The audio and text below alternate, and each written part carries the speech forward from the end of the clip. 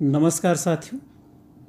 आज की कहानी बेहद मज़ेदार है, इसलिए समय हो तभी सुने। कहानी है कि एक बार एक हंस और हंसिनी हरिद्वार के सुरम्य वातावरण से भटकते हुए उजड़े वीरान और रेगिस्तान के इलाके में आ गए।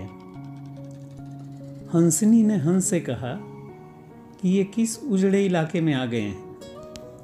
यहाँ न तो जल है, न जंगल और न ही ठंडी हवाएं हैं।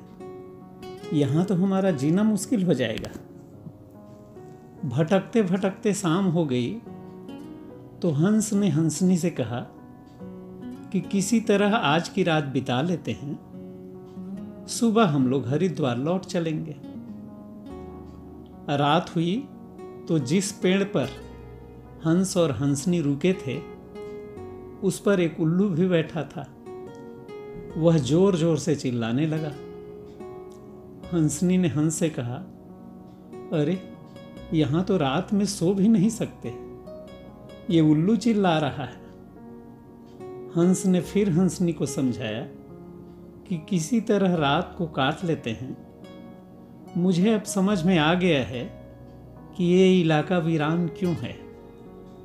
ऐसे उल्लू जिस इलाके में रहेंगे वो तो वीरान और उजड़ा रहेगा ही।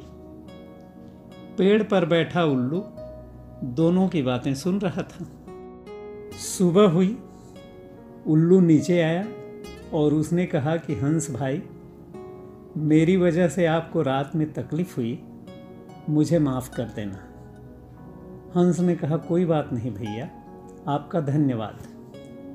यह कहकर जैसे ही हंस अपनी हंसनी को लेकर आगे बढ़ा, पीछे से उल्लू चिल्लाया, अरे हंस, मेरी पत्नी को लेकर कहाँ जा रहे हो? हंस चौंका।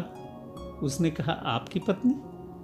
अरे भाई, यह हंसनी है, मेरी पत्नी है, मेरे साथ आई थी और मेरे साथ जा रही है। उल्लू ने कहा, खामोश रहो, ये मेरी पत्नी है। दोनों के बीच विवाद बढ़ गया। पूरे इलाके के लोग एकत्र हो गए। कई गांवों की जनता बैठी, पंचायत बुलाई गई।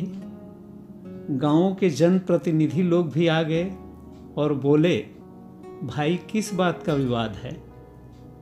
लोगों ने बताया कि उल्लू कह रहा है कि हंसनी उसकी पत्नी है और हंस कह रहा है कि हंसनी उसकी पत्नी है।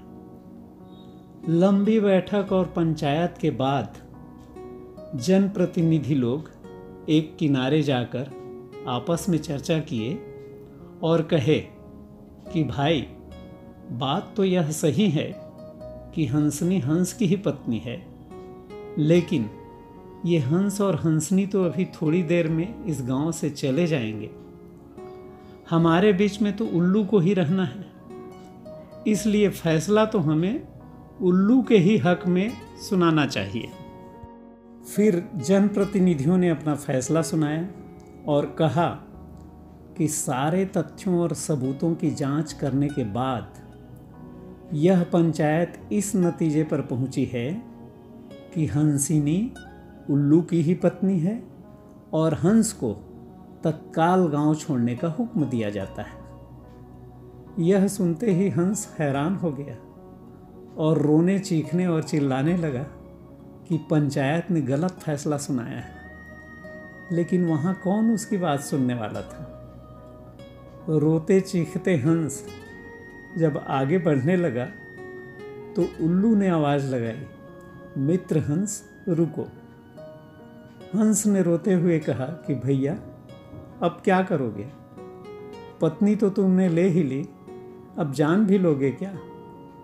उल्लू ने कहा, नहीं मित्र, ये हंसनी आपकी पत्नी थी, है और रहेगी। लेकिन कल रात जब मैं चिल्ला रहा था तो आपने अपनी पत्नी से क्या कहा था कि यह इलाका उजड़ा और वीरान इसलिए है क्योंकि यहाँ उल्लू रहता है। मित्र, ये इलाका उजड़ा और वीरान इसलिए नहीं है कि यहाँ उल्लू रहता है, बल्कि यह इलाका उजड़ा और वीरान इसलिए है क्योंकि यहाँ पर ऐसे लोग रहते हैं जो उल्लुओं के हक में फैसला सुनाते हैं। उल्लू की कृपा से हंस को तो हंसनी मिल गई, लेकिन शायद इतने साल की आज़ादी के बाद भी हमारे देश की दुर्दशा का मूल कारण क्या यही नहीं है कि हम अपने नेताओं का चुनाव उसकी योग्यता व गुण आदि न देखते हुए हमेशा यह देख के करते हैं कि ये हमारी बिरादरी का है, ये हमारी पार्टी का है, ये हमारे एरिया का है, या ये हमें खूब खिलाता पिलाता या पैसा देता है, और इसी आधार पर हम हमेशा अपना फैसला उल्लुओं के पक्ष में ही सुनाते रहते हैं, और जिसके कारण देश की बदहाली और दुर्दशा के लिए कहीं न कहीं हम भी तो जिम्मेदार हैं। याद रहे कि जब तक हम उल्लुओं के पक्ष में फैसला देते रहेंगे तब तक हम स्वयं एक नंबर का उल्लू बनते रहेंगे।